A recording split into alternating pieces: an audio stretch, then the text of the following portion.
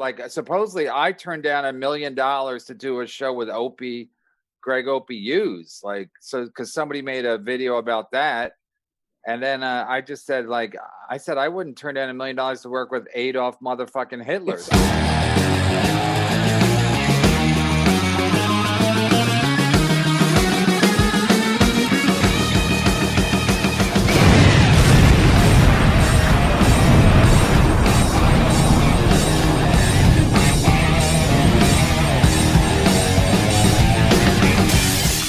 Oh no! Yesterday actually was Jeselnik. Everybody's mad at Jeselnik yesterday. That's what it was. What did he do? Oh, he was talking shit about the Legion of Skanks on Jeremiah's podcast. 6 months ago, it would have been an easy answer. Yes, I'm friends with Big J Okerson. I love Big J Okerson. I've known Big J for a long time from the Comedy Cellar. We were on Oddball together. Always had good conversations. Always cool. And then there was like a drama, I guess you'll say, where I tweeted out an article, and I read this article, and it was about it was called like stand-up comedy as an alt-right problem. And it was about like a lot of these podcasts that will have like Alex Jones on, you know, or that Milo guy on, like weird alt-right people. You know, he asked him if one of the listeners asked if he was friends with Big J Okerson, and then he said yeah, but then he said he didn't know anything about Legion of Skanks, and they did someone sent me the video because it seemed like everybody used to like Jeselnik, and now all these comedy fans are like, what happened to Jeselnik? And when I was at the Comedy Cellar, when I lived in New York, Ann Coulter would come in and hang out at the comics table. Mm-hmm. And I hated that. It always like annoyed me. I would stay away from it. And so I saw this happening again, and I would have retweeted the article, just like a soft retweet, but I didn't like the editorializing that went along with the tweets of the article. So stupidly, I just copied and pasted and put it out, which seemed like a stronger statement than just a retweet. And I was you looking like you're actively trying to make a statement. Yeah, but okay. I made no comment on it because I was like, I don't really have a comment to make. I just think this is interesting. And that whole the Legion of Skanks guys, who I guess were like the main crux of the article, who do this a lot, their fans flipped out, and I was legitimately shocked that there was any kind of backlash. What was he saying? I don't know. Just that their fans are like. He posted something that New York, that Sam Simon or whatever that guy did. Seth Simon. Whatever. Yeah, I don't know who he is, but he retweeted that, and then I guess that article that was shitting on the Legion of Skanks, and then all the Legion of Skanks fans came after him, and it was another just. It's very boring times in comedy right now. They're just creating. Yeah, but that was a while ago. Maybe but he just went on the podcast recently. Yeah, he did Jeremiah's podcast, Jeremiah Watkins, like this week, and then he asked him how he was talking about the pushback on it. I think that the main issue that multiple people had with it is they call, I guess in the article, they call Big J a Nazi in the article.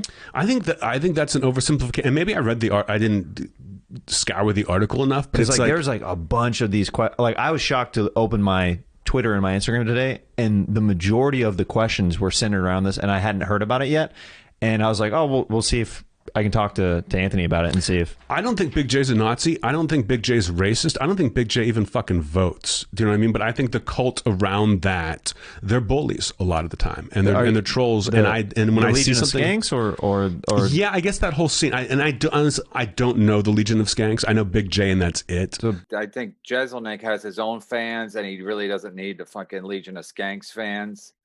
And he's probably got more fans than the Legion of Skanks do. So he's like, I don't need your fans and whatever. So, yeah, it's another. Yeah. It was manufactured drama. It was very, very boring. Yeah, but the fans like it. The fans like it. The fans, because it gives them something to like, whatever. It keeps their Twitter going or their fucking Reddit. I don't know. I just think that it's a weird cult thing where, and the cult, I don't mean cult being like a negative, but like the fact that like their fan base got kicked off of Reddit, I think says a lot about what they do. And when people are afraid of trolls, I kind of take that as like I can go in here. I can comment because I'm not afraid of that. Yeah, I think.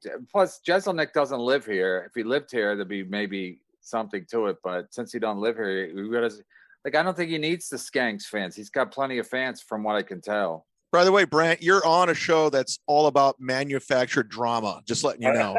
I like it. I'm fine with it. You know how fucking bored I am? I love it.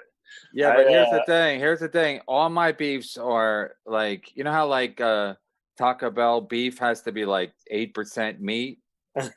Like my beefs are like 94% real meat. It's like I had a problem with the Skanks like early on, and then it was just, it's like whatever.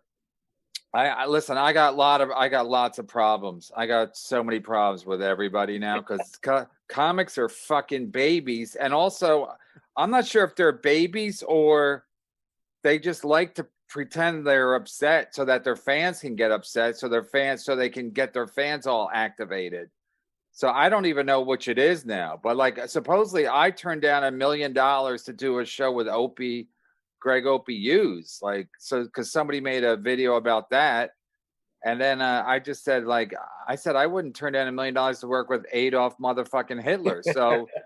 So yeah, so that was completely manufactured. I had nothing to do, but I would never start something like that. Like, I basically squashed it right away. I'm like, this is completely not true, and so if there's something to it.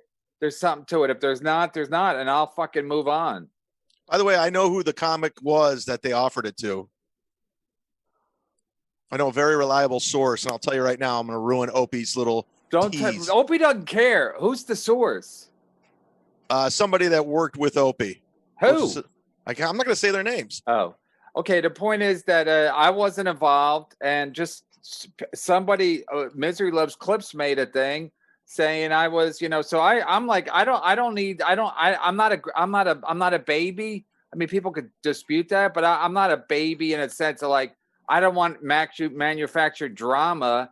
Like, hey, Opie, what is that true, Opie? I know it's not true because I'm me. Wouldn't he have contacted me? Wouldn't have somebody of Joe Exotic? Would he have contacted me and told me, Opie, like when they contact me with rent bars talking about me? Wouldn't then somebody said, hey, you got $1 million offer on the table from Opie Greg Hughes? So no, it didn't happen. I squashed it immediately. Where other shows, they like to amp it up. So then they can be like, hey, look how vital we are. We're in the middle of everything. My show's called The Wet Spot. Why you keep going to them? Nobody gives a fuck about them, Chad. You're so sick. You're mentally ill. You talk about a show that has no relevance to anything. My shows, and now say something about her boyfriend manager. You're like the worst. You're like the absolute worst troll. You used to go after fucking XXX and shit, Patton Oswalt. Now you're going after fucking Chrissy Mayer. Chrissy Mayer in The Wet Spot. Brand, you ever heard of Chrissy Mayer? I have heard of her. Oh, that's too bad.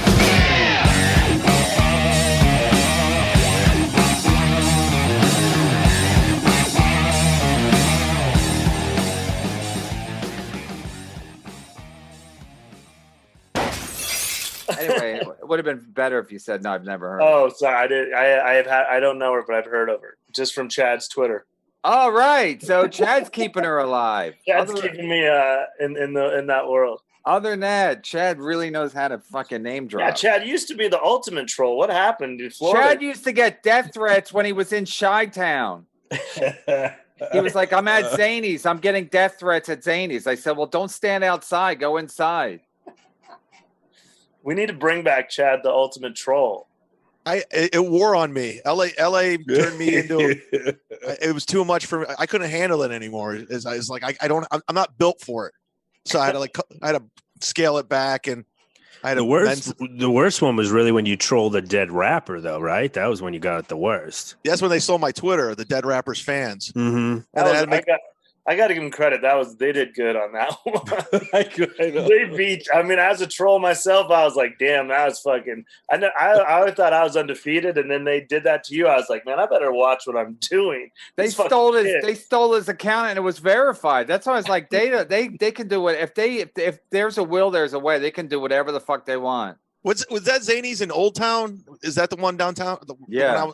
So I'm walking through Old Town, and all of a sudden I get a notification on my phone. My password has been changed. I go, what? And next thing you know, they're tweeting and they're changing my name. I go, this is fucking terrifying.